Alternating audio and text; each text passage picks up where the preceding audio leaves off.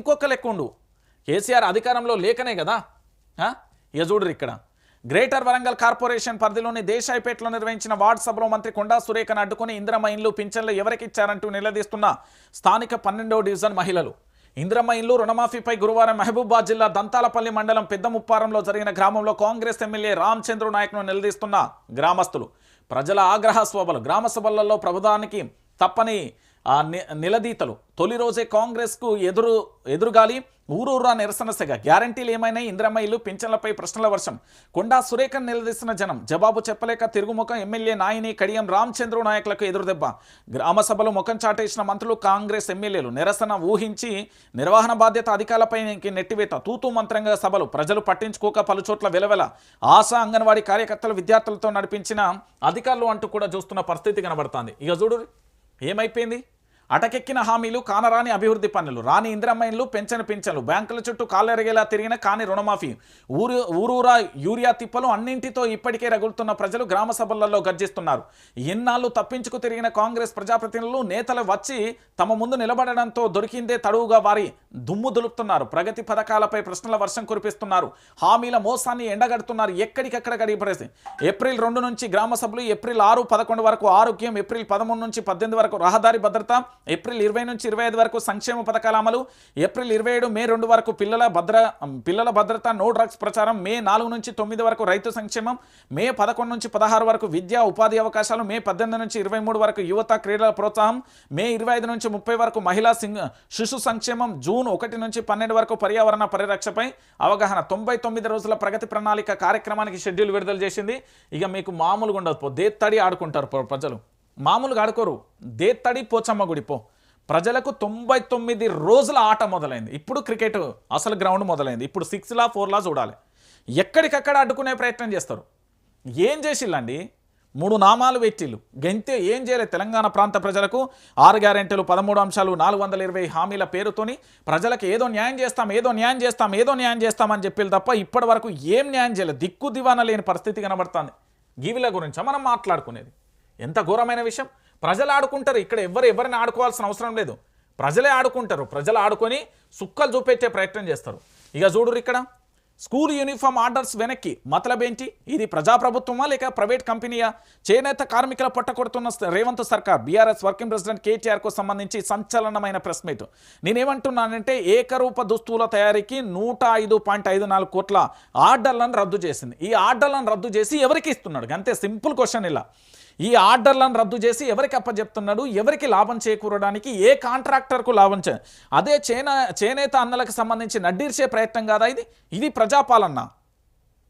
కేటీఆర్ అడుగుతున్నాడు కదా. కేటీఆర్కి ఏమైనా సమాధానం చెప్తారా? చెప్పలేని పరిస్థితి కనబడుతుంది ఈరోజు. ఈ ఆర్డర్లు ఎందుకు రద్దు చేసిలో?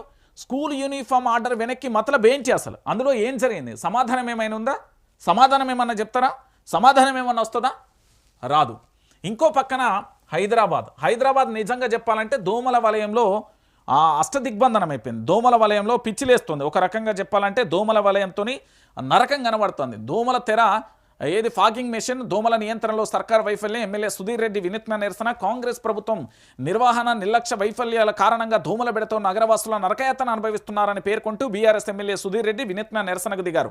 ఒంటి నిండా దోమతెరను ధరించి ఫాగింగ్కు సంబంధించిన యంత్రంతో మీడియా సమావేశం నిర్వహించిన పరిస్థితి కనబడుతుంది. హైదరాబాద్లో గిట్లా ఉంది. రాత్రి 6 అయితే చిటపట కాదు, పొద్దుందాకా తెల్లందాక గదే పరిస్థితి. ఎక్కడ చూసినా ఏ దిక్కు చూసినా కూడా దోమలతోని నరకం కనబడుతున్న పరిస్థితి కనబడుతుంది. ఇది ఇట్లుంటే ఇంకొక అంశం చూడరి. భారతదేశంలో గిరిజన పండుగ, పేదల పండుగ, దానికి సంబంధించి గిరిజన సమ్మక్క సారక్క మేడారం జాతరకు సంబంధించి చూసాం. దాంట్లో మంత్రి పొంగులేటి శ్రీనివాసరెడ్డి కావచ్చు, లేకపోతే దాంతోపాటు సీతక్క కావచ్చు, కొండా సురేఖ కావచ్చు, రాష్ట్ర ముఖ్యమంత్రి ఏకంగా కేబినెట్ మీటింగ్ పెట్టి వేసిండు. ఏమైంది అని కేబినెట్ మీటింగ్? సర్కారు నిర్లక్ష్యం, శాశ్వత వైకల్యం. మేడారం శిల్వల రాలు పడిన ఘటనలో బాలుడి ఎడమ కాలు తొలగించిన వైద్యులు. సర్కారు నిర్లక్ష్యం బాలుడి శాశ్వత వైకల్యానికి కారణమైంది.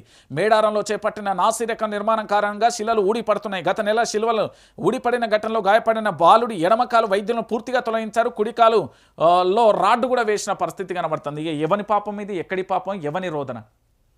కాంట్రాక్టు దీశీలు పైసలు దొబ్బి తిన్నారు. ఇక్కడ ఏంది? నేటి బాలలే రేపటి భావి భారత పౌరులు అంటే ఆ యువకుడి కాలు ఎడమకాలు లేకుండా చేసిళ్ళు, కుడికాళ్ళ రాడ్డేసిరు. ఏడిపోయినాయి? ఎవల జేబులో పోయినాయి పైసలు? మీరు మంచి శుద్ధపూస పనుల లెక్కనే చేసిలో సమ్మక్క సార్లక్క జాతరకు సంబంధించి. జాతర అట్టర్ ఫ్లాఫర్ అందరికీ తెలిసిన విషయమే. జీవితాన్ని కదా 9 నెలలు గర్భంలో మోసిన తల్లి కూడా పురిటి నొప్పులు అనుభవించి బయటికి వచ్చిన తర్వాత ఆ బాలుని అద్భుతంగా తన కష్టార్జితంతో సాదుకున్న ఆ తల్లికి ఈరోజు కన్నీటి రోదన మిగిల్చిల్లు. దేవుడి దగ్గరికి పోతే ప్రాణం పోతుందనే పరిస్థితి తీసుకొచ్చిల్లు. ఇంత దుర్మార్గమా? ఇక ఇంకొక పక్కన ఇదే యాదగిరి గుట్ట ఉన్నది కదా, గుట్ట చుట్టూ రాజకీయ నీడ. యాదగిరీశ్వరుడి ఆదాయంపై నేతల కన్ను. వైటీడీఏకు బదులు 18 మందితో ట్రస్ట్. యాదగిరి గుట్ట స్వయం ప్రతిపత్తికి కాంగ్రెస్ సర్కార్ గండి కొడుతుంది. ఆలయ ఆదాయంపై కన్నేసింది. టీటీడీ తరహాలో ఏర్పాటైన వైటీడీఏకు మంగళం పాడనుంది. కొత్తగా 18 మందితో ట్రస్ట్ బోర్డును ఏర్పాటు చేయనుండగా అందులో సగం మందిని అధికార పార్టీకి సంబంధించిన నేతలే ఉన్నారు. ఇక ఏం చేస్తారు? ఎట్లా తినాలి, ఏం కథ, ఏమేం చేయాలి, ఎట్లెట్లా చేయాలనే పరిస్థితికి వత్తరు తప్ప మరేం చేసేది లేదు కదా. మొత్తానికి దేవుడు సొమ్ము కూడా స్వాహా చేసే పరిస్థితి తెలంగాణలో ఏర్పడింది. దేవుడు సొమ్మును కూడా తినే పరిస్థితి ఏర్పడింది. దేవుని సొమ్మును కూడా దొబ్బి తినడానికి సిద్ధమైపోయి. ఇక ఇంకొక పక్కన ఎమ్మెల్యే ఎంట్రీ ధర డమాల్. మిల్లర్లతో మీటింగ్ తర్వాత తారుమారు. 2750 నుంచి 2550కి ధాన్యం రేటు. ఓ సమస్యపై మంత్రితో ఎమ్మెల్యేకు సమీక్ష నిర్వహిస్తే పరిస్థితి మెరుగుపడుతుందని ఆశించాం. కానీ మిర్యాలగూడలో మాత్రం అందుకు విరుద్ధంగా విరుద్ధంగా ఏమైపోయిందట? మిల్లర్లతో ఎమ్మెల్యే మీటింగ్కు ముందు పలికిన సన్నవడ్ల ధర తర్వాత అమాంతం పడిపోయిందని రైతులకు మరింత నష్టమే మిగిల్చింది. ఏమున్నది? పోయినట్టున్నాడు, ఇంతంత లంచం కంచం ఏమన్నా మాట్లాడుకున్నాడో ఏం పాడుగానో. 2750 నుంచి అది 2550కి ధాన్యం పడిపోయిన పరిస్థితి కనబడుతుంది. ఇంతకంటే ఘోరమైన పరిస్థితి ఇంకేముంటుందండి తెలంగాణ ప్రాంత ప్రజలారా? సో ఒకసారి మీరు అందరూ కూడా ఆలోచించాల్సిన విషయం ఏంటంటే, ఆఖరికి ఎమ్మెల్యేకు సంబంధించి కూడా పూర్తి స్థాయిలో కూడా మాట్లాడే ప్రయత్నం చేస్తున్న తరుణంలో ఆయన ఎమ్మెల్యే పోయి ధర గురించి మాట్లాడవయ్యా మిల్లర్లకంటే ఆయన బయటికి వేయించినాక రేటు తగ్గిపోయిన పరిస్థితి కనబడుతుంది. ఇంతకంటే దారుణం, ఇంతకంటే దౌర్జన్యం, ఇంతకంటే ఘోరం ఈ తెలంగాణలో ఏముంటుంది చెప్పురు? నేను అందుకే వాస్తవ దృశ్యాలను మాత్రమే నేను చెప్పే ప్రయత్నం చేస్తున్నా. దాంట్లో భాగంగా ఇంకా చాలా వరకు కూడా మీ అందరికీ తెలిసిన విషయమే.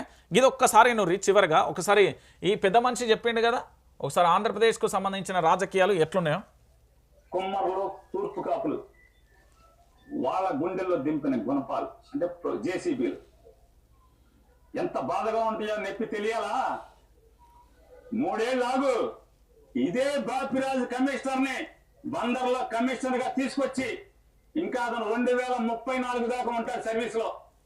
బాపిరాజు చౌదరి గారు చంద్రబాబు నాయుడు గారి చుట్టం, గోపీచంద్ గారికి చుట్టం. ఈ బాపిరాజు చౌదరి గారిని 2029 గవర్నమెంట్ రాగానే, జగన్ రాగానే ఆ కమిషనర్ బందర్ పోస్టింగ్ తీసుకొచ్చి ఇదే బాధ, ఇదే ప్రొక్లైన్ దిగితే గుండెల్లో ఎంత బాధ ఉంటుందో నిన్ను ఆడిస్తున్న నీ పెన్ డ్రైవ్లన్నీ కూడా సేఫ్ లాకర్ లో దాచుకుని నిన్ను తోలుబొమ్మలాగా ఆడిస్తున్నటువంటి ఆడికి ఇద్దరికి ఈ జేసీబీ బకెట్లు దిగితే ఎంత బాధ ఉంటుందో చూపించకపోతే కొలదా చూసుకో. ఇదే బాబురాజుని బందర్ తీసుకొస్తా. ఇదే పోలీసులు ఎవరైతే ఉన్నారో, పొద్దున ఒకడు ఉన్నాడు చల్లగా శంపందిలాగా ఉన్నాడు, ఆడిని కూడా ఇక్కడికే తీసుకొచ్చి ఇక్కడే నీ ఇళ్ళకి కాపలా పెట్టి బందోబస్తు పెట్టి నువ్వు ఎట్లా అయితే వస్తే వీళ్ళందరినీ ఈడ్పించావో చొక్కాలు పట్టుకుని చేరామని అసిస్టెంట్ కమిషనర్ ఉన్నాడు. ఎవరెవరైతే ఈ బందరు వెళ్ళిపోతావేమో గోపాలరావు, బందరు కాదు నువ్వు ఆంధ్ర రాష్ట్రంలో ఎక్కడున్నా సరే అవసరమైతే నువ్వు తెలంగాణ వెళ్తే కేసీఆర్ కాళ్ళన్నా పట్టుకుంటా. నీ ఇంటి సంగతి చూస్తా గోపాలరావు. రైట్, ఇది ముచ్చట. ఎందుకు నేను ఈ మాట వినబెట్టిందంటే, ఆంధ్రప్రదేశ్లో కూడా ఎట్లా జరుగుతున్నాయి రాజకీయ పరిస్థితులు అనేది మీకు అర్థం కావాలి. తెలంగాణలో ఉన్న కేసీఆర్కు సంబంధించి కూడా కాలు పట్టుకుంటా అని అక్కడ పేరుని నాని ఎందుకు మాట్లాడిందంటే ఆ సందర్భం అలాంటిది. పేదలకు సంబంధించిన వాళ్ళని ఇబ్బంది పెట్టే ప్రయత్నం చేస్తే అధికారులు ఎక్కడ తప్పించుకున్నా, ఆంధ్రప్రదేశ్లో తప్పించుకున్నా, ఆఖరికి తెలంగాణకి వెళ్ళిపోయినా కూడా కేసీఆర్ కాలు పట్టుకుని అయినా తీసుకొచ్చే ప్రయత్నం చేస్తారంట. అంటే ఒకసారి ఆలోచించండి, ఇక్కడున్న ఈ నేల మీద ఈ తెలంగాణ రాష్ట్రాన్ని తీసుకొచ్చిన నేతను అబాస్పాలు చేసే ప్రయత్నం చేస్తాడు. పక్క రాష్ట్రంలో ఉండే నేత తెలంగాణ రాష్ట్రానికి సంబంధించిన ముఖ్యమంత్రి రేవంత్ రెడ్డిని ఎట్లా చూస్తున్నారు, గతంలో పరిపాలించిన ముఖ్యమంత్రిని ఎట్లా చూస్తున్నారు అనేది కూడా చూసే ప్రయత్నం చేస్తూ. ఎందుకు అంటే ఒక వ్యక్తి విలువ తెలిసినప్పుడే కదా. నేనేమంటున్నానంటే ఈరోజు కాళేశ్వరం జలాలు ఇక్కడ యాదగిరి గుట్ట పక్కకు వచ్చినాయి, దేవుడి దగ్గరికి వచ్చినాయి. ఎక్కడ కాళేశ్వరం, ఏడికి నీళ్ళు వచ్చినాయి. వాళ్ళందరూ ఎందుకు సంబరాలు చేసుకుంటున్నారు? నేను అందుకే చెప్తున్నా, తెలంగాణ ప్రాంత ప్రజలందరూ కూడా దయచేసి నేను